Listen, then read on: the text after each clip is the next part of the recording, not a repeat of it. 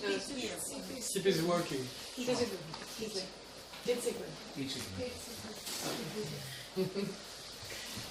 Okay, great. Last session. Alright. Now what I thought to do for the last session, go a little bit more through this material, just to make sure if there's something more. But like I said, we won't finish, and that's okay, because hopefully you'll be able to do it on your own. Then we'll do a meditation, and we have time for question and answer. So I know some of you definitely asked some questions. Okay, anyway, whoever remembers that question, then you have the opportunity one more time to discuss. Okay, so let's go back to the text.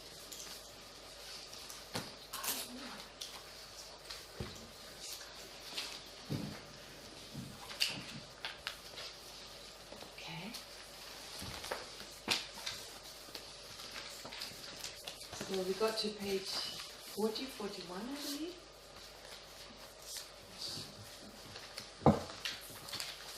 And here it says that there's a difference between Mahayana nature and Buddha nature. So Mahayana nature, what is Mahayana nature?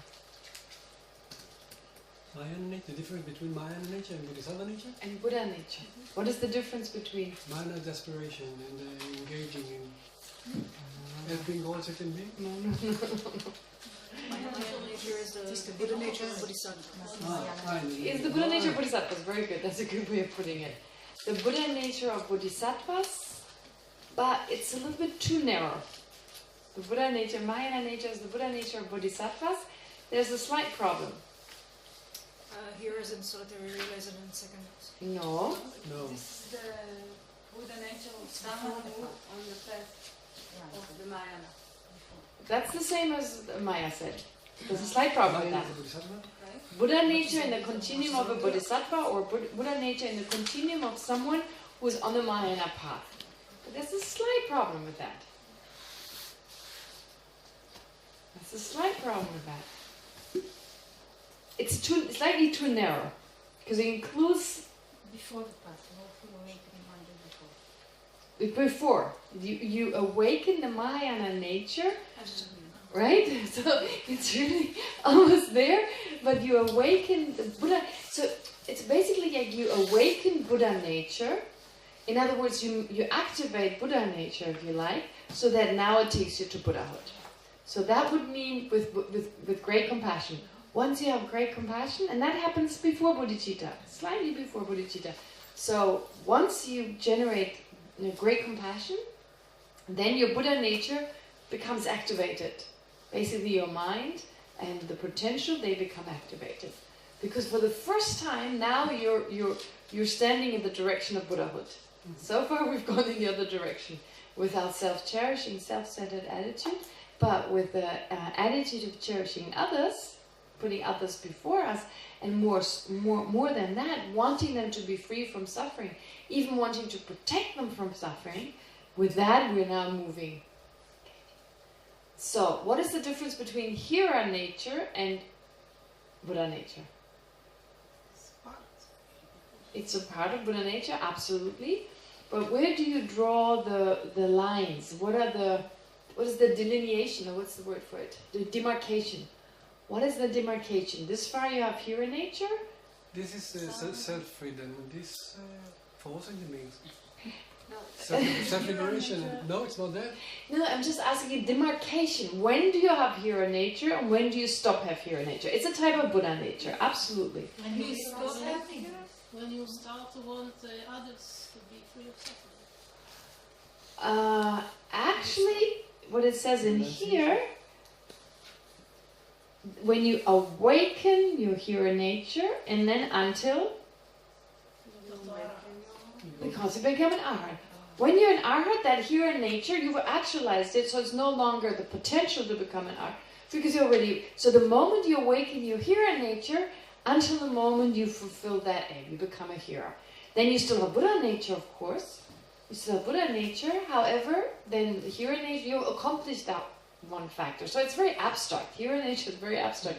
It's the mind, or the potential of the mind, and of course the emptiness of that, that basically is responsible for you to become an arhat. In this particular case, a hero arhat. So it's very abstract, actually. So when does he awaken his mind? When he's determined to do that? Well, that's the difficulty, because in the Mahayana vehicle, it's very clearly set forth. Again and again, you find this explanation. Once you have generated great compassion, then it's awakened. So now, since it's not clearly laid out in the Hinayana system, therefore, is it the moment you generate renunciation, the wish to become liberated, which means you enter the Hinayana path? Is that the moment? But then in the Mahayana, it's before you enter the path. Shouldn't it also be before entering the path? Now then, some people say, therefore, yeah, it should be just before you enter the path. So some say it's when you generate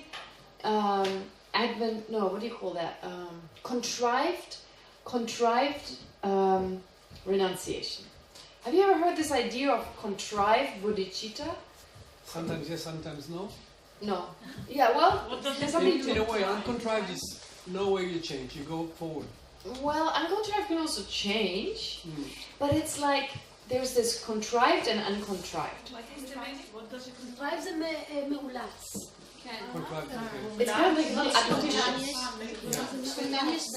Yeah, it's like You force yourself. contrived is actually has the meaning of artificial. It doesn't mean, right? You know, the artificial. So fake it until you make it, kind of. So actually, when we can generate, let's say you generate great compassion. You really want all sentient beings to be happy. You want them to be free from suffering. You haven't reached that. You even generated the altruistic attitude. I myself would do it. But with enlightenment, kind of like, I want to now become enlightened, therefore, that doesn't arise spontaneously. You still need to spend a few moments contemplating that, and then it will arise. So, uncontrived means it comes totally naturally. It's spontaneous, natural. You don't need to make an effort. It's effortless. It just arises.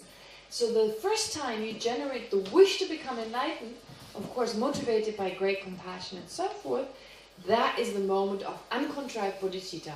That is the moment you enter the Mahayana path. Okay, this is how it's been delineated. But before that, I mean, it's just natural. We generate the wish to meditate, but we need to really make an effort to generate that wish. It doesn't come naturally. And then it comes natural. So there are all these processes. I don't know, before you don't want to go to school. I mean, like everyday examples. Initially, when we were little, we didn't want to go to school. Someone else had to make us go to school. Then we wanted to go to school, but only after we thought about the advantages. And at some point, it just comes natural. So our mind just works like that. You need to make an effort first, and eventually it arises naturally. So the moment you have natural bodhicitta, you have actual bodhicitta. Anything contrived, anything that is not natural or spontaneous before is called contrived. Now the same you have with renunciation, that which marks the wish to become liberated. I mean, it totally makes sense that you only enter the path going somewhere when you have the wish to do so, when you have the sincere wish to do so. It's a natural wish to go there. This marks the moment you're actually going there, right? So therefore we say with the Hinayana, with regard to the Hinayana, the idea is that you wish to become liberated, you wish to go out of samsara. So you can look at it from the side of not wanting to be in samsara any longer, or the wish to attain nirvana. It's the same wish, right? It's basically looking at the same thing from a different angle. So, and that is the moment you enter the Hinayana. Now, what marks the awakening of the hero nature? Well, if it's like with the Mahayana nature, it starts before you enter the path. The only thing that is usually described to happen before is contrived renunciation. So that's why some people say, and that's why we're not clear, but you awaken that nature, because for the first time now, you're thinking of something else but samsara. Your attachment to samsara is lessened. Okay? So that's kind of the idea. So for the first time, you're moving in a different direction, but of course not as powerfully as when you have actual renunciation. All right. So I think having this discussion is pretty clear. Hero nature, solitary realizer nature, and Mahayana nature, they're clear now. Okay. So when you come across these descriptions, don't confuse Mahayana nature with Buddha nature. Right now, unless you have great compassion, and you're not yet a Buddha, then you have Mahayana nature. Otherwise, you have Buddha nature. Okay, great. That's clear? Can you repeat? Ah, okay. Can anyone else repeat? Yes. Someone else repeat. Go ahead. Someone else. At the moment we have Mahayana, Buddha nature. Once I'm almost on the way, on the path of Mahayana, just when I've attained compassion, Great compassion. great compassion, but not yet bodhicitta, then I have No. Mahayana. I didn't say that. When I get bodhicitta, I enter the path. No, I didn't say that. I said, when do you have Mahayana nature? When I have great Uncontrolled. compassion. When I'm determined to go to the path. I'm not yet there, but I've already attained great compassion. No. No, uncontrolled. Once I have great compassion, until just before becoming a Buddha. You said, until I'm on the path. No, it's like on the way. No, until I'm Yeah. So it's all the way on the path. Until I become Buddha. Yeah, so you have, and from the moment of great compassion all the way until I'm Buddha. not your Buddha, just before you become a Buddha. Because once you're Buddha, you no longer have Mahayana nature. Mm. Right? That's the kind of demarcation. Okay? And Buddha nature you have all the time. And until you become Buddha. Unless you become a Buddha as a sentient being. And the same idea with hearer and solitary relays. Same idea with hearers, but then it's of course Contrived. So Buddha nature is general Yeah. and it can be divided Yeah. into Mahayana, Right. the Hearer nature and or- solitary realizer, and none of the three. And Buddha. But it's still the Buddha, Buddha is nature, fulfilled. part of the Buddha nature, you don't have Buddha nature when you're Buddha. That seems contradictory, but Buddha nature by implication means on the way to attaining something you haven't attained yet. Having the potential or having that which is responsible for you attaining something that has not yet been attained. Is it a mistake to say that Bodhisattva has a Buddha nature? No, it's not a mistake. No. It's just too wide. It's wide. It's too wide. No, it's not wide enough if you say only a bodhisattva's Buddha nature. It needs to include also the moment before you're on the bodhisattva path. That's great compassion. So great compassion and the Mahayana learner path. There's this word learner path. No more learner and learner path. So a no more learner path is the Buddha's path. You know, nothing to learn. And learner path is the level before that. The 4 levels before? The 4 levels, yes. All levels. Pardon? All the level before. All the levels before the path of no more No more learning. learning. So excuse me. So Bodhisattva path is also when you would call the Bodhisattva path, is it before getting the great compassion, No. or it is after the great compassion? Yes, it's once you have bodhicitta.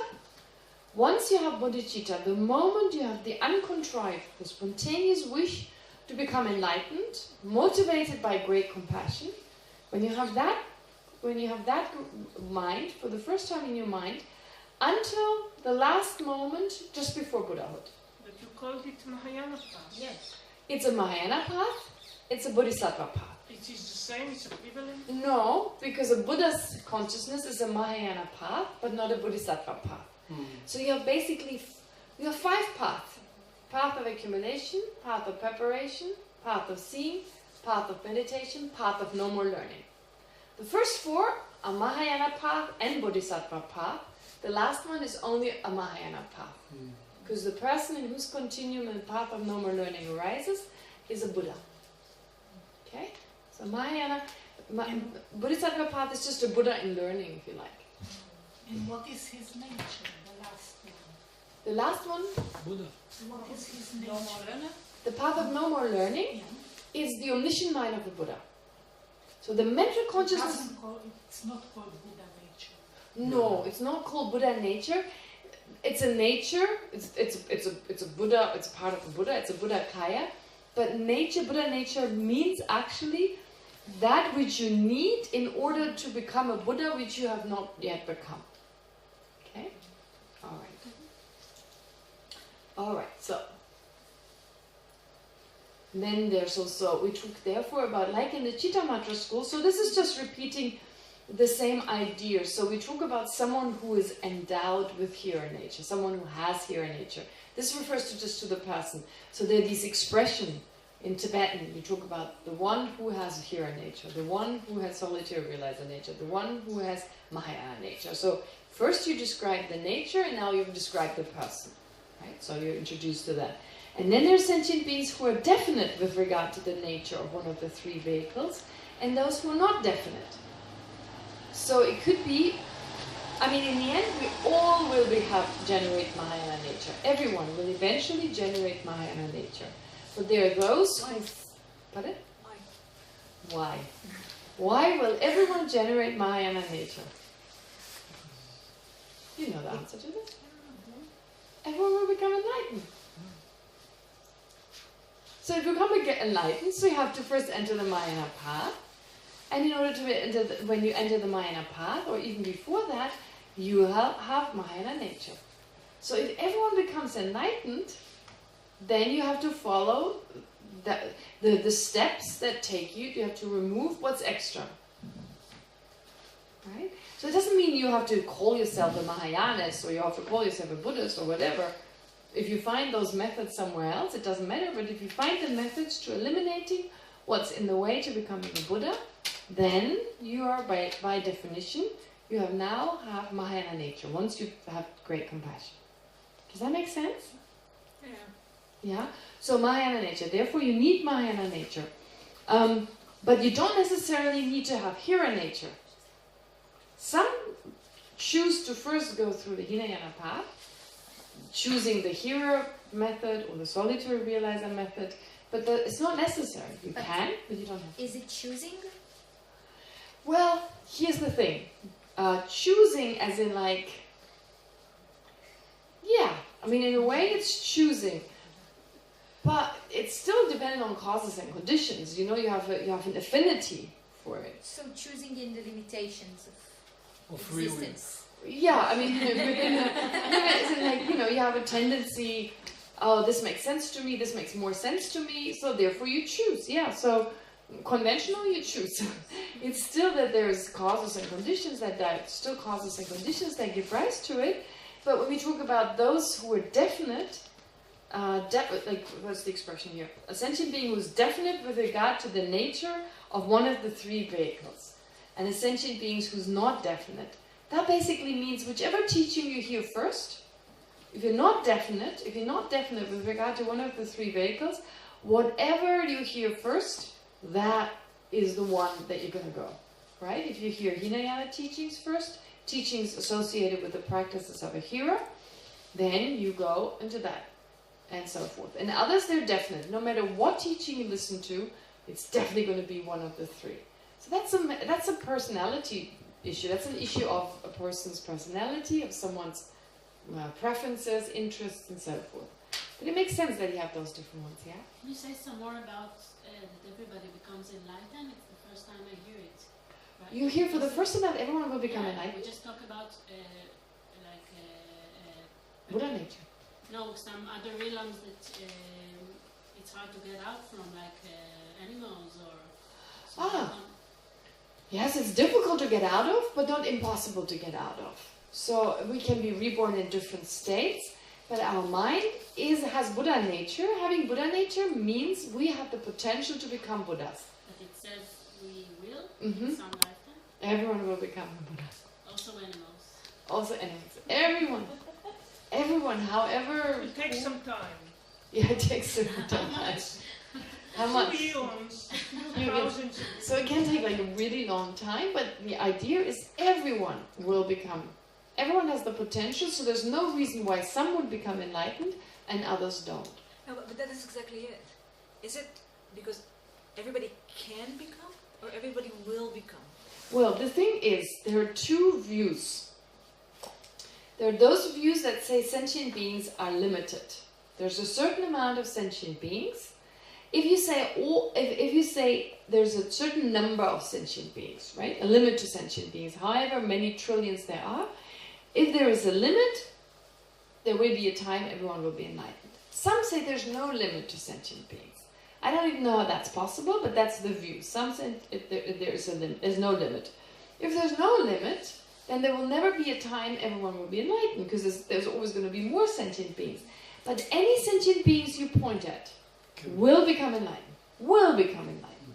So it's like just in general, because of the idea. But Geshe Kelsang, I've heard him explain both. Now, years ago, I remember him saying sentient beings are limitless. Nowadays, he no longer says that. So he doesn't specify whether he means there will be a time when all sentient beings are enlightened. He doesn't go into that. But it makes logically sense if there's a limit. Now then, when people ask, well, samsara is limitless. What do you mean with that? And he says, it means that if you make an effort to become fully enlightened, then you will become enlightened. As long as you don't make an effort, it'll be limitless. Will everyone become enlightened? Yes. Each sentient being will. But just, they have to turn their mind towards wishing to do so. Unless you generate the wish, the aspiration to become enlightened, you cannot. So, as long as you don't do this, your rebirth will be limitless in samsara. Let me not enter it. But, so that's kind of just saying, as long as you don't turn around, but eventually everyone will. That is his explanation. That makes a lot of sense to me, actually. So the idea is everyone.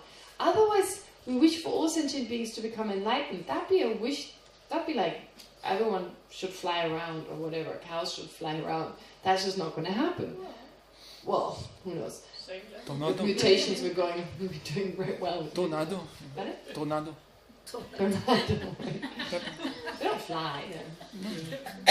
Okay, but no, I'm kidding. Whatever. You know, like wishing for something that actually makes sense, right? Okay, so that's basically what's I would like to ask something. Yeah. It says here, page 41, the subject says, and it says that it can be categorized, the bottom of the page, it can be categorized into 3 types of nature, indefinite nature and so forth. So it includes the third one, which was lack of nature, which says it's provisional. No. So provisional. Okay. Yeah. So does it mean that this is interpretation to the definition, the division of 3, including lack? We don't accept it. Yeah, we don't accept it. So saying that there's 3 divisions, one of them is not accepted, in other words. So there's some sentient beings who will not become enlightened. That is not accepted in the highest system. Okay, so anyway, that's pretty clear. So there are those who are definite with regard to their nature, some who are not definite, that's all clear. And then it says, why all sentient beings? So the assertion that all sentient beings have Buddha nature is based on a very famous quote. If you look to page 43, there's this really famous quote by Maitreya. It's cited again and again. So it says, since the perfect Buddha Kaya is all pervasive. So since Buddhas are everywhere, basically, well, Buddha's activities. Since suchness cannot be differentiated, and since all sentient beings have Buddha nature, they all possess Buddha essence. So the meaning is, all sentient beings possess Buddha essence, that is, all sentient beings will attain the state of a Buddha, because the enlightened activity of Buddhas is all pervasive. So they're everywhere Buddhas, there are Buddhas everywhere benefiting sentient beings. So if a sentient being is ready to attain Buddhahood, there'll be guidance. Because the emptiness of the omniscient mental consciousness of a Buddha and the emptiness of the obstructive mental consciousness of a sentient being are not of a different nature. They're not the same, but they're also not like totally disconnected. So they have the same ultimate nature. From the point of view of lacking inherent existence, they're of the same nature. Yeah. So, besides wanting to be enlightened and helping all living creatures, and understanding emptiness, so there aren't other conditions as being a monk or a nun, or being a Buddhist, or... Well, Buddhist helps. Yeah, like if you don't do the prostrations and you're not in one of the processes, so you just learn it, but there aren't any conditions that you have to have. Well, what does it mean to be a Buddhist? I don't know. It means to take refuge. Yeah. If you take refuge, you entrust yourself in, most importantly, in the Dharma. The Buddha is just the person who teaches. So Basically, Buddha, Dharma, Sangha, but most important in the Dharma. If you take refuge, you entrust yourself in, by definition, you're Buddhist. So in other countries, in other religions, you have different definitions. I think in Judaism, your mother has to be Buddhist. In Hinduism, I think both your parents. Strictly speaking, certain strict Hindus would say your parents have to be Hindus. And in Christianity, you have to be baptized, right? In Buddhism, you don't need either of those. It's the moment you take refuge, you're a Buddhist. If you stop, you're not a Buddhist. I'm a Buddhist, not a Buddhist, I'm a Buddhist. I mean, that's kind of the definition, that's all. To take refuge, to entrust yourself. So the Dharma is the means that take you to Buddhahood. So by entrusting yourself, following it, by definition, you're a Buddhist. So this whole thing with Westerners now, you have that taking refuge ritual. You're actually following a Christian ritual. It's totally like baptism. You don't have that. The Tibetans don't take refuge officially. They don't. They're just, the moment they take refuge, they become Buddhists. So now with Lama Geshe and Lama Zopa Rinpoche and the first Lamas, who the Westerners were introduced to, well, these Westerners wanted something a little bit more like, I take refuge. Yeah, like a ritual. So the Lamas made it for them. Why not? So now you have that Buddhist refuge. But it's really funny when people say, I want to become a Buddhist. I want to take refuge. I'm like, just take refuge now, you're a Buddhist. Don't wait until Lama has time. But it's like, you're actually following a Christian thing. It's what the Christians believe, right?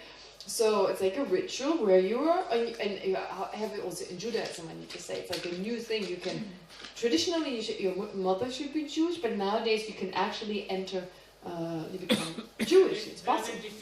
It's very difficult, but still possible. But it's worth it. So by not taking refuge, can become a Buddha. Well, I mean, the thing is, if you don't rely on the question is, if you don't rely on the Dharma, is there a Buddha Dharma? What takes you to Buddhahood? Yeah, but you can study it without kind of... But then you rely on it. Refuge. No, but rely on it means emotionally rely on it, as in like practicing it. Just studying the Dharma doesn't take you to Buddhahood. So you have to live, you have to embody the Dharma. Practice. Okay, so if you're a good Christian or a good Jew, which is almost similar, they ask for great compassion. But there's a problem. And if you're not, if you're a good Christian or a good Jew, from a Buddhist point of view, your understanding of cause and effect becomes incomplete. Because it's God that creates things.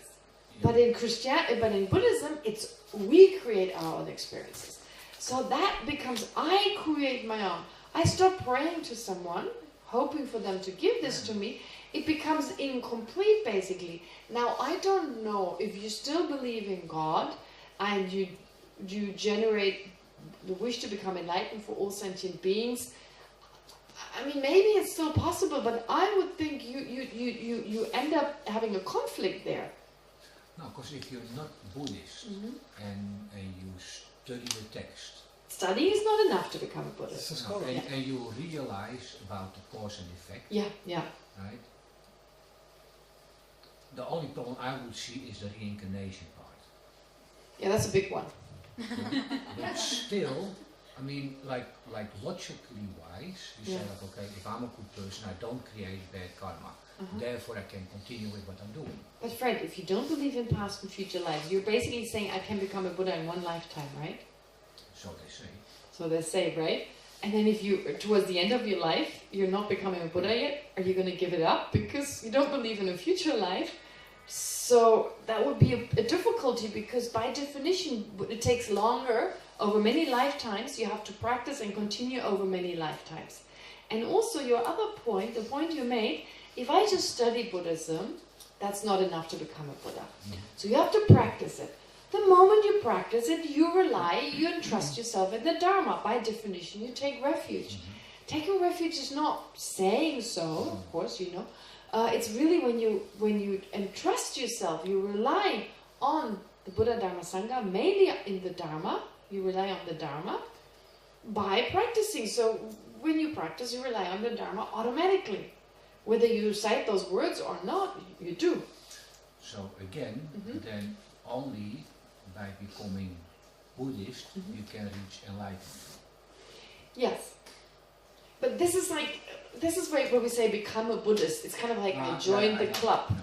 But it's like now I'm a Buddhist. It seems like this whole conceptualization, that's not important. But I agree with you.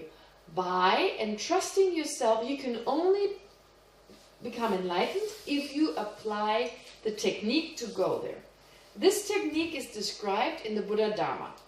Now, if there's another Dharma that describes the same technique, it's just a matter of calling it something else, but it happens, in actuality, it's Buddha Dharma.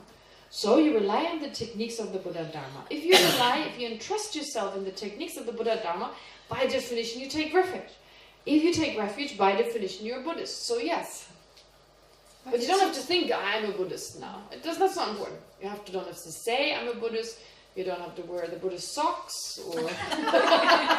This is like what Zonsa Kensei Rinpoche once suggested. It's really funny. It's really funny, Zonsa Kensei Rinpoche. He makes very good jokes. So he said, we should start like something like the Muslims, They wear something specific, the beards, but that's already taken. We should wear certain socks. Not far away. The white socks. Pardon? Not far away. Yeah, it's like not a bad... funny red socks. Yeah, the socks thing. I don't know how he came up with the socks thing, but just jokingly he said, just something to remind us. I mean, it's real obvious. You don't forget that you're a Buddhist, that you're supposed to practice and stuff. It's just to remind us. It's just a reminder. It's all about, I want to continue being mindful. I will continue to be, if we want to become enlightened. If we don't, then we don't need to follow this. It's what we want. It seems impossible to attain enlightenment without believing in reincarnation. It's not possible. Even if I can be a Buddha in one lifetime, then I'll have 2-3 years left to help sentient beings, and then no reincarnation. Well, so how can I can develop the but you no longer reincarnated as a Buddha. You just continue on existing. But yeah, you wouldn't. Why would you help other sentient beings? They're trapped. They won't get out in one lifetime. So what's the whole effort to take all sentient beings out? What is going to happen to those sentient beings, right? When they die, they just go out of existence. I mean, seriously, yeah, nothing makes sense, really. Like, becoming a Buddha, once you're a Buddha, who are you helping? Those sentient beings who've got a few years left, and then they just go out of existence? Why take them to enlightenment? They go out of existence anyway. Okay, we become arts. I mean, alright, why work so hard? Just enjoy the time you've got left, because after your life you go out of existence. Why work so hard? I mean, seriously, that's not worth it. Honestly, if I become a Buddha and discover that there is no reincarnation, then I'll go directly to the Pure Land. No, that's not what I'm saying. That's not what I'm saying. I'm not saying that. Why should we try and make an effort to become a Buddha? Why should we actually make an effort, right? First of all, if there's no reincarnation, we wouldn't become Buddhas. But we don't want to suffer in this life also, so take... Yeah, but in this lifetime we won't become Buddhas. But I'm trying to get rid of my suffering in this life. Yeah, but... I mean, in Nirvana in one lifetime. If we start from scratch, I don't know if we have to imprint, but let's assume we're beginners. Then we take at least 3 lifetimes to become an arhat. So this lifetime, no way. So, why work so hard? Why work with my anger? I got, how many years I have left? Maybe 40 years left? 40, 50? Well, 50 I don't even want, no, I want that much. But, 40, 50 years left, right? 30, 40, and then for that, I watch my mind all the time. Certain things, yeah, I'm just to be happier. I choose to be a kind person. But I'll stop there. Why work so hard? Honestly, there's a lot of hard work. If it's just one lifetime, I don't know, it's worth it. But in every life, so why you have would hard you... work. No matter if you're a Buddhist or not, if you want to become a Buddha or not, if you don't aspire to be a Buddha, you still have hard work. Just to live, to survive. Exactly. Why should I add to the hard work to stay alive? So why not just change the orientation? It doesn't mean work harder. Just change the orientation. No, I'm just saying that's what you would do. If there's no past and future lives, you wouldn't generate the intention to become a Buddha. Why? It takes many, many lifetimes. You have to work really, really hard, sacrifice a lot, work for the benefit of all sentient beings. really work hard to just generate that love and compassion just for one lifetime. You can't take sentient beings to enlightenment. That's my goal. I want to become a Buddha, to take all sentient beings to enlightenment, but it's not possible. But there's only a very select group of sentient beings you can take to enlightenment, because you exclude. Well, those are advanced. They're advanced. They're already ahead of me, because if they become enlightened in this lifetime, they're ahead of me, because I'm a total beginner. That is what I was trying to get to. Like if you only can become enlightened if you're a Buddhist, then exclude a really big group of sentient beings. No, it doesn't. They will become Buddhist eventually. They will become Buddhist eventually. I never said you can only become a Buddha if you're a Buddhist now. No, like, you know. Sometime in the future, everyone will become a Buddhist. I mean, that sounds like we're so used to like joining the club. This is why I don't like to use the word becoming a Buddhist. It's like, now I'm a Buddhist. You know, we have this association with like, now I'm this and I cannot be anything else, right? This is like this negative way. We put a label on something and we can't be something else. So in a way we have that feeling, I don't want to be a Buddhist, but I want to be a Buddha. But actually it's not saying I put this label on it. It's label or not label. I follow the teachings or not. So eventually everyone will follow the teachings and everyone will become enlightened. But not now. Now, eventually in the future, because the mind has that potential, and eventually it will come through. My question is not about free will. Free will. I'm asking about maybe your opinion about if faith is something that I can choose, not free will. Yeah, can I choose to have faith or not? Yeah, or just something that it is or it is not. No, you have to choose. You choose to have faith or not, right? It's my decision. I believe it or not. Can she choose? Based on your karma. Independence on causes. Independence on causes. That's it. Causes. No, I think it's like the genes. I want to be an engineer or an artist. It depends on my genes if I will be an engineer or an artist. I think it's the same with faith. If it depends on your genes, you couldn't have Alzheimer and still work perfectly well. Be an elderly lady who's still active. It's not all genes. Genes help, but I think we have tendencies that come through our genes. Maybe things are easier, but I mean, honestly, I have a terrible voice, but if I choose to be a singer, I'll become a singer. I mean, not that anyone listens to me. Pardon? Anyway, so, alright. So I hope this part is clear about all that's most important. This is how the discussion started. All sentient beings will become a Buddha. Right? That's what the Buddha says. So please be skeptical about it. Don't believe what I say. Whether it's true or not, but at least we can all agree we all have Buddha nature. Right? And as long as you don't want to be a Buddha, don't worry. No one is going to get you there kicking and screaming. No way. Alright, okay. There is a new word, essence. Essence, yeah. So essence here is the same. It actually was explained in the very beginning. And it's okay, no, it's easy to miss it. So Gata Garba, essence of the one gone to bliss. That's our essence, basically. The essence of our mind. So it's another word, and if you look at page 2, there were all these different terms that you connote Buddha nature. So one was essence of the Buddhas, essence of the one that's gone. Then Buddha nature, element, constituent. So those are all words that are used interchangeably, except I chose one word that is most commonly used. Okay? So, therefore it is said that all sentient beings will attain the state of a Buddha because the enlightened activity of Buddhas is all pervasive.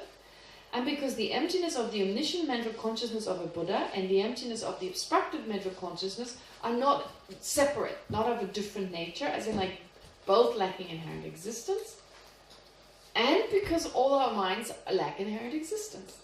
So actually, the mind of a Buddha and the mind of sentient beings is not inherently different. It is different conventionally, but it's not intrinsically different. So since they both lack inherent existence, they're not intrinsically different. If they were intrinsically different, one could not become the other. But the table also lacks inherent existence. That's true, but it doesn't have the potential to become a Buddha. Because it's not a consciousness. They are not in a different entity? Same entity? They are one nature, but to be of one nature is just a little difficult to understand. It's too hard. To be of one nature, if I explain what that really means, it's too hard. But, okay, so I don't understand. All the emptiness, whatever emptiness there is of one nature with all the other emptinesses. One nature, I can live with it even if I don't understand. But it says here, they are not of a different entity. Yeah, but it's the same entity? meaning. They are not one entity, they are of one entity. It has a different meaning. So like the same idea, different. Yeah, exactly. So whether you say entity or nature, it means the same thing. But this is philosophy where it's really difficult to understand that two things are not disconnected, but also not the same. Yeah.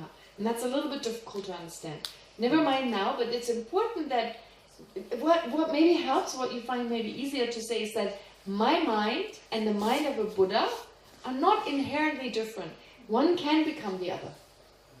And we all have, our mind lacks inherent existence. So the Buddha's activity is all around us. So the Buddhas are around us to teach us.